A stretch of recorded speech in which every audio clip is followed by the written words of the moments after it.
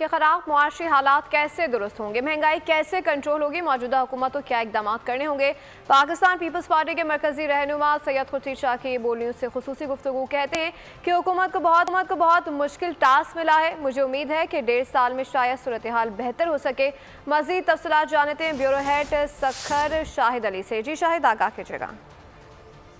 किस नहज पे जा रहे हैं, मुल्क की माशी सूरत हाल क्या है, महंगाई से लोग परेशान हैं, मौजूदा हुकूमत कैसे इन हालात का सामना करेगी, बात कर लेते हैं पाकिस्तान के सीनियर पार्लियामेंटेरियन पाकिस्तान पीपल्स पार्टी के मरकज़ी रहनुमा सैयद खुर्शीद अहमद शाह से।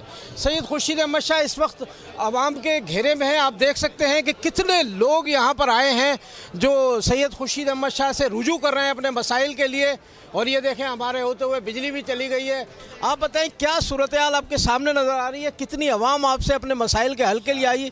कैसे मुल्क की हालात बेहतर होंगे? जिस महंगाई ने तबाही की है वो आज महंगाई तबाही आपके सामने नज़र आती है। गैस नहीं है, बिजली नहीं है, रोज़गार नहीं है, रोज़गार के मौके भी नहीं है। ये बहुत बड़ा मुश्किल टास्क इस हुकूमत को आया है और मुझे उम्मीद है कि ये मसला जो है वो 1 साल 1.5 साल के अंदर इसको हल करने में शायद कामयाब हो जाए।